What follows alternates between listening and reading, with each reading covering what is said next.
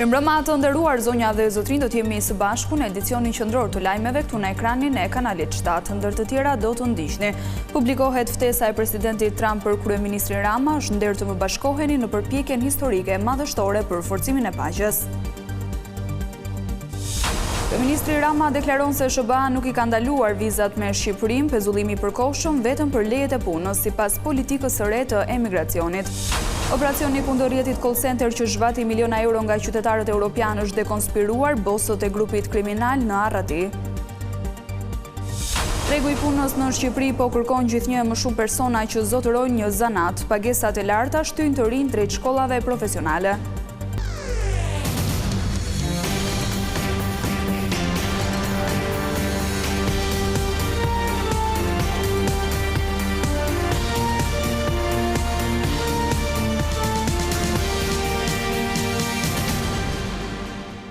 Vjem të njihemi më gjërësisht me zhvillimet kryesore të ditës. Ftesa e presidentit Donald Trump për kryeministrin Rama për të bërë pjesë e bordit të paqes është publikuar nga shefi i qeverisë. Në letër, presidenti amerikan shkruan se kjo është një përpjekje historike dhe madhështore për forcimin e paqes në lindjen e mesme dhe njëkohësisht një qasje e re plot guxim për zgjidhjen e konfliktit global. Kryeministri Edi Rama ka bërë publike letrën zyrtare nga presidenti i Shteteve të Bashkuara të Amerikës, Donald Trump, përmes së cilës Shqipëria ftohet të përfshihet si shtet antar themelues në bordin e paqes për administrimin e rripit të Gazës pas përfundimit të konfliktit. Sipas përmbajtjes së letrës, kjo nismë është pjesë e një plani gjithëpërfshirës me 20 pika të shpallur nga presidenti amerikan në shtator të vitit 2025, që synon vendosjen e paqes dhe krijimin e një administrate tranzitore në Gaza. Është një nder i madh për mua t'ju ftoj ju, si kryeministër i Republikës së Shqipërisë, të më bashkoheni në një përpjekje historike dhe madhështore për forcimin e paqes në lindjen e mesme dhe, njëkohësisht, të ndërmarrim një qasje të re plot guxim për zgjidhjen e konfliktit global. Tani, është koha që t'i kthejmë të gjithë ëndrat në realitet. Bordi i paqes është në zemër të këtij plani dhe ky është bordi më mbreslënës dhe më me ndikimi krijuar ndonjëherë, i cili do të themelohet si një organizatë e re ndërkombëtare dhe administratë qeverisëse tranzitore. Rama thekson se vendi do të angazhohet për të përmbushur me seriozitet rolin e tij në këtë proces ndërkombëtar. Me nderi në kënaqësinë e ndarjes me ju të letrës që mora dje nga presidenti i Shteteve të Bashkuara Donald Trump, duke ju falendëruar për privilegjin e besimit që më keni dhënë, si dhe duke ju siguruar se do të bëj deri në fund gjithçka duhet për të lartësuar emrin e Shqipërisë e dinjitetin e shqiptarëve, ju uroj të diel të qetë. Po ashtu, kryeministri mohoi pretendimet se Shqipëria do të duhet të paguajë 1 miliard euro për të qëndruar në bordin e paqes. Rama gjithashtu përjashtoi mundësinë e zhvendosjes së palestinezëve në vendin tonë, si edhe përgënjeshtroi lajmin se në organizatë ndërkombëtare janë ftuar të gjitha shtetet e OKB-s. Shtetet e Bashkuara të Amerikës, sipas kryeministrit Rama, nuk i kanë ndaluar vizat për Shqipërinë. Ai sqaroi se bëhet fjalë për një pezullim momental të lejeve të punës si pjesë e politikës së re të emigracionit. Kryeministri Edi Rama shfrytëzoi podcastin e përjashëm për të sqaruar vendimin e administratës së presidentit amerikan Donald Trump për vizat me Shqipërinë. Rama theksoi se Shtetet e Bashkuara të Amerikës nuk kanë ndaluar vizat turistike për qytetarët shqiptar, por kanë marrë një masë të përkohshme ndaj atyre që duan të emigrojnë për të punësuar. Shtetet e Bashkuara të Amerikës nuk kanë ndaluar vizat për Shqipërinë. Shtetet e Bashkuara të Amerikës, administrata aktuale, nën orientimin e qartë prej kohësh të presidentit Trump për politikën e re lidhur me imigracionin, ka vendosur që për 75 vende të botës, ndër të cilat edhe disa vende të Ballkanit, ku përfshihet edhe Kosova, të bëjnë një pezullim të përkohshëm për sa i përket lejeve të punës në Shtetet e Bashkuara, jo vizave për në Amerikë. Kryeministri Edi Rama theksoi se vendimi i Shteteve të Bashkuara përfshin 75 vende të botës. Pasi, për këtë kategori vendesh, kanë vënë re fenomenin e marrjes vizës për turizëm, marrjes vizës për biznes dhe pastaj të mos respektimit të afateve, por të qëndrimit atje për të filluar një punë. Dhe kjo është diçka që shkon në linjën krejt normale të politikës së re të presidentit Trump dhe që nuk ka pikën e lidhjes me të gjitha ato që u thanë nga ata që hidhen përpjet. Pak ditë më parë, Ambasada Amerikane në Tiranë sharoi se nga data 21 janar, Departamenti i Shtetit do të pezullojë lëshimin e të gjitha vizave emigruese për qytetarët e 75 vendeve, përfshihet e qytetarës shqiptar.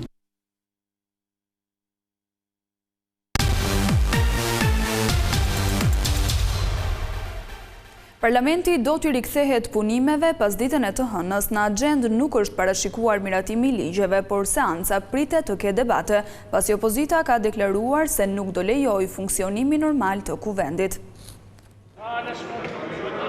Të hënën Kuvendi i Shqipërisë rinis punën pas pushimeve të fundvitit. Fillimisht në orën 11 do të mbledhet konferenca e kryetarëve, e cila do të diskutojë se cilat ligje parlamenti do të miratojë në 3 javët e ardhshme. Ndërkohë që pasdite në orën 17 do të mbledhet seanca plenare. Në këtë seancë të parë për këtë vit nuk janë përfshirë ligje për të miratuar, por është parashikuar që nisja e sesionit shoqërohet me fjalën e kryetarit të parlamentit Niko Peleshi dhe kryetarëve të grupeve parlamentare. Megjithatë, edhe pse kjo seancë ka karakter kryesisht ceremonial, mbledhja e parlamentit pritet të mbartë konfliktet politike që pati mbledhja e Kuvendit në fundin e vitit të shkuar. Partia Demokratike ka vendosur se nuk do të ketë normalitet në parlament derisa të shqyrtohet kërkesa e SPAK-ut për heqjen e imunitetit të numrit 2 të qeverisë Belinda Balluku. Opozita kërkon miratimin sa më parë të kërkesës së SPAK-ut për zvendës kryeministren Balluku, por kryetari i Kuvendit Niko Peleshi ka vendosur që mbledhja e Këshillit Mandateve dhe Imuniteteve të zhvillohet në datën 28 janar. Ndaj javët e ardhshme, më shumë se sa për ligjet, pritet që parlamenti të përfshihet në debate për SPAK-un dhe kërkesën e tij për arrestimin e numrit 2 të qeverisë. Në 16 dhjetor, Prokuroria e Posaçme kundër krimit të organizuar e korrupsionit i kërkoi Kuvendit autorizim për arrestimin e zvendës kryeministres Belinda Balluku, e cila po hetohet për akuzën e shkeljes së barazisë në tendera. Ende është e paqartë se si do të sillet mazhoranca socialiste ndaj kësaj kërkese, por vetë kryeministri Edi Rama ka sqaruar se vendimi do të merret pasi gjykata kushtetuese të shprehet për masën e parë të sigurisë ndaj Belinda Ballukut, pezullim nga detyra.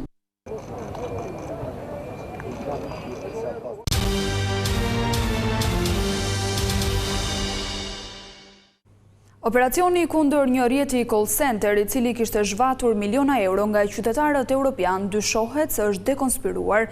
Këtë e ka pranuar vetë SPAK, i cili bën të ditur se grupi kriminal është zbuluar pas denoncimit të bërë nga gazetarët italian.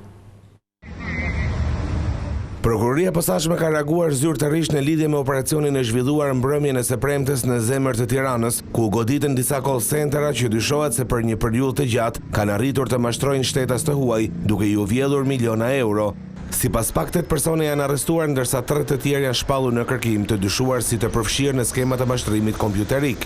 Në formën e grupit të strukturuar, kriminalat kanë arritur që të mashtrojnë mijëra qytetar të huaj, italian, gjerman dhe në vende të tjera të Evropës. Organi posaçëm i hetimit sqaron se operacioni u nis pas një emisioni investigativ italian që denoncoi raste të shumta. Ishin vetë gazetarët italian ata që i dorëzuan pranë SPAK materiale të bollshme për hetime të mëtejshme. Byroja kombëtare e hetimit zbuloi se në një kull në zemër të Tiranës ishte ngritur një call center, ku përmes mashtrimit kishin arritur që të përfshinin mijëra shtetas të huaj për investime fiktive në kriptomonedha. Në njoftim SPAK shpreh dhe për dekonspirim të operacionit, pasi shton se ekzistojnë indicie të qarta se mbrëmjen e 15 janarit punonjës të call centrit kanë njoftuar pronaret për një ndërhyrje të mundshme. Pas kësaj në orët e parë të mëngjesit të ditës tjetër, disa persona tashmë të arrestuar kanë larguar pajisjet dhe kanë boshatisur ambientet, duke i larguar në një tjetër kull luksoze po në zemër të kryeqytetit. Gjatë kontrolleve në këtë ambient u gjetën kompjutera, telefona, harddiskje, laptop, karta të ndryshme SIM, dokumente, bloqe me shënime të tjerë. Në total me urdhër të prokurisë së posaçme janë kontrolluar 28 ambiente ku përfshihen banesa, automjete, zyra, garazhe. Gjithashtu janë sekuestruar dhe automjete të përdorur nga autorët e dyshuar, si dhe një automjet luksoz i markës Ferrari që dyshohet se i përket organizatorëve të këtij aktiviteti. Policia në Durrës ka arrestuar një 24 vjeçar pasi po qarkullonte me një motomjet i armatosur me armë zjarri. Në pranga ka rënë Çim Kazazi, i cili në momentin e kapjes e kishte futur armën në sendiljen e motorit. Pistoleta ju sekuestrua nga policia pas ndalimit për kontroll në zonën e njohur si shëtitorja e plazhit. Sa kaq nën hetim u vendos dhe personi tjetër që po udhëtonte me 24 vjeçarin i akuzuar për mos kallëzim krimi.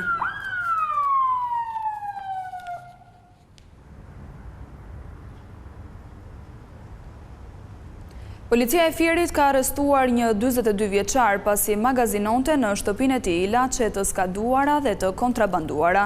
Këto medikamente më pas i shiste në farmaci të ndryshme. Në pranga ka rënë Bojken Bregovina, në banesën e të cilit u gjetën dhe u sekuestruan mbi 1600 kuti me ilaçe të ndryshme të skaduara, si dhe afro 2700 kuti pa faturë tatimore. Bregovina akuzohet për veprat penale, prodhimi dhe tregtimi i barnave dhe pajisjeve mjekësore të falsifikuara ose të rrezikshme për jetën dhe shëndetin dhe fshehja e të ardhurave. Ndërkohë po verifikohen dhe subjektet farmaceutike që bashkëpunonin me të arrestuarin.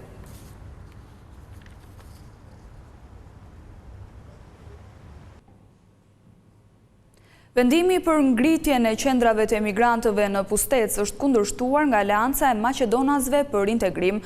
Drejtues të kësaj partie thanë se qeveria nuk ka bërë asnjë konsultim me banorët. Partia Aleanca e Maqedonasve për Integrimin Evropian ka shprehur kundërshtimin e komunitetit Maqedonas të bashkisë Pustec ndaj vendimit për hapjen e 3 qendrave pritëse për emigrantët në territorin e kësaj bashkie. Ata thonë se vendimi është marrë pas një konsultim publik me banorët. Aleanca e Maqedonasve për Integrimin Evropian denoncon faktin se ky vendim është marrë pas një konsultim publik me banorët e komunitetit Maqedonas të bashkisë Pustec, pa përfshirjen e pushtetit vendor dhe pa dialog me aktorët lokal. Hapja e këtyre qendrave sipas tyre rrezikon të përshpejtojë largimin e banorëve nga zona. Hapja e këtyre qendrave e kombinuara me mungesën e plotë të investimeve shtetërore rrezikon të thellojë edhe më tej emigrimin e banorëve të bashkisë Pustec nga vendlindja e tyre, duke vënë seriozisht në rrezik ekzistencën dhe vazhdimsinë e komunitetit Maqedonas në këtë zonë. Ata kërkojnë heqjen e menjëhershme të bashkisë Pustec nga harta e parashikuar për ngritjen e qendrave pritëse për emigrantët, ndërsa në përfundim bëjnë të ditur se do të ndjekin të gjitha rrugët ligjore dhe institucionale. Vendimi buron nga akti normativ i cili parashikon ngritjen e 20 qendrave pritëse për emigrantët në territorin e Shqipërisë gjatë 2 viteve të ardhshme. Këto qendra janë planifikuar për emigrantët nga lindja që përdorin Shqipërinë si vend tranziti drejt Bashkimit Evropian. Ekspertët e tregut të punës thonë se sot në Shqipëri një kuzhinier paguhet thuajse 3 herë më shumë se një inxhinier. Në shumë sektor nevoja për ata që zotrojnë një zanat është e madhe, ndaj shumë të rinj po zgjedhin shkollat e formimit profesional. Gjithnjë më shumë, tregu i punës në Shqipëri po kërkon më tepër zanatçinj se sa ata që ndjekin shkollën e lartë, duke bërë që edhe të rinjt të ndjekin degët që garantojnë punësim të shpejtë dhe një pak të kënaqshme. Sektoret që kërkojnë më shumë punonjës në këtë periudhë kohore janë ndërtimi, profesionet specifike, jo hoteleri turizëm. Nga janari dhe më tutje fillon sektori hotelerisë turizëm për shkak se përgatiten për sezonin veror, ndërsa këto kohë hasin më shumë klientë të sektorin e ndërtimit për profesionet si hekurlidhës, armatur, kryesisht mobilerit që marrin marangos, tapicier. Tashmë nuk është më tabu fakti që të rinjt që po emigrojnë jashtë vendit janë kryesisht persona me arsim të lartë, ndërsa ata me një shkollë profesionale janë pozicionuar më mirë në treg. Kërkesa për ta për shkak të zhvillimit të sektorëve si ndërtimi dhe turizmi mbetet e lartë, duke sjellë rritje të ndjeshme të të ardhurave. Trendi dhe tendenca e viteve të fundit është pikërisht një pjesë e konsiderueshme e të rive po e shohin zanatin gjithnjë më shumë më afër tyre se sa synimet apo interesat për të vazhduar një universitet, dhe këtë gjë nuk e them unë, e thonë gjithë manualet, programet dhe shifrat e nxënësve të regjistruar sot në shkolla profesionale, trendi i cilave po rritet çdo vit me 40 deri në 45%. Megjithse kërkesa të rinjve shqiptar për arsim profesional po rritet, tregu vijon të kërkojë më shumë punonjës, duke rritur ndjeshëm importimin e fuqisë punëtore nga vendet e treta. Në vende si Shqipëria, që kërkesat më të larta janë për forcë pune dhe jo për mendje pune, dhe kur sot një kuzhinier merr 3 fishin e rrogës së një inxhinieri që punon me pagë të rregullt, atëherë prishja e piramidave në sistemin e pagave dhe ekuilibrimi i bazën e formimit dhe profesioneve demotivon dhe zhgënjen pikërisht profesionistët që kanë një arsim të lartë, që janë intelektual, që kanë dhënë kontribut dhe kanë eksperiencë në një fushë të caktuar. Sipas të dhënave nga Agjencia Kombëtare e Punësimit dhe Aftësive, aktualisht janë të listuara mbi 6.000 vende pune të lira që kryesisht kërkojnë më shumë fuqi krahu se sa ato kompjuterike. Ndryshimet e forta të temperaturave ndikojnë drejt për drejt në shëndetin e lëkurës. Mjekë dermatolog thonë se personat që ndjejnë shqetësime duhet të konsultohen për të shmangur ato produkte që rëndojnë sëmundjen. Sëmundjet e lëkurës përbëjnë një shqetësim të shpeshtë shëndetësor duke prekur individ të gjitha moshave. Me uljen e temperaturave, këto shqetësime bëhen më të ndjeshme tek shumë persona. Kalimi nga këto ambiente të nxehta në atë atmosferën e jashtme shumë të ftohtë që na rrethon, fal periudhës së dimrit, bën që të aktivizohen njësër patologjish apo të përkeqësohen patologji ekzistuese në lëkurën e individit. Dermatitet më të shpeshta që po hasim në këtë periudhë janë dermatitet që prekin kapakët e syve, si kapakun e sipërm dhe kapakun e poshtëm, që i quajmë me gjuhën tonë të përditshme dermatitet palpebrale apo të qepallave. Janë dermatite që karakterizohen nga një tharje e lehtë e lëkurës, nga një skuqje e saj, e cila po të lihet pa trajtuar mund të rëndohet akoma më shumë deri në çarje apo lëngëzim të lëkurës. Kemi dermatite të cilat shfaqen në pjesë të tjera të trupit. Skalpi është njëri prej tyre që i vuan më shumë këto lloj dermatitesh, por më duhet që ta theksoj që këto dermatite rëndohen jo vetëm si pasojë e ndryshimeve stinore, por edhe si pasojë e produkteve që ne përdorim në lëkurën tonë. Mjekja dermatologe Eriona Shehu thekson se dermatitet nuk janë sëmundje ngjitse, por në shumicën e rasteve të trashëgueshme. Nuk ka dermatite që janë ngjitse, por duhet të kuptojmë diçka. Unë fola për dizenjon gjenetike, që do të thotë janë të trashëgueshme. Teorikisht, deri në 70% e popullatës e individëve që vuajnë nga dermatitet kanë një komponent gjenetik apo familjar. Duke u drejtuar të gjitha grup moshave, mjekja Shehu jep disa këshilla me qëllim parandalimin e shfaqjes dhe përkesimit të dermatiteve. Larjet e shpeshta të cilët pacientët me dermatit nuk duhet i bëjnë, sidomos gjatë periudhës së pranverës, vjeshtës dhe dimrit. Në verë mund të lahen për ditë. Mund të jenë llojet e produkteve që ne përdorim. Në qoftë se dim që kemi një lëkurë të ndjeshme, produktet duhet të jenë me këtë përshkrim për lëkura sensitive. Veshjet që ne përdorim duhet të jenë gjithmonë prej pambuku në qoftë se kemi lëkura të ndjeshme apo me tendencë për dermatit. Në qoftë se u referohemi faktorëve të brendshëm, mund të jetë gjendja imunitare e ulur, gjendjet stresante, ndryshimet në peshë me shumë kilogram për një periudhë të shkurtër kohe, ndryshimet hormonale. Dermatiti atopik ose siç njihet ndryshe ekzema mbetet një nga format më të shpeshta të dermatiteve, i cili kërkon kujdes të vazhdueshëm dhe këshillim të rregullt me mjekun dermatolog me qëllim përmirësimin e cilësisë së jetës së pacientit. Kishte gjithçka e përgatitur për këtë edicion informativ, unë ju falenderoj për vëmendjen. Bashkë mirëpafshim.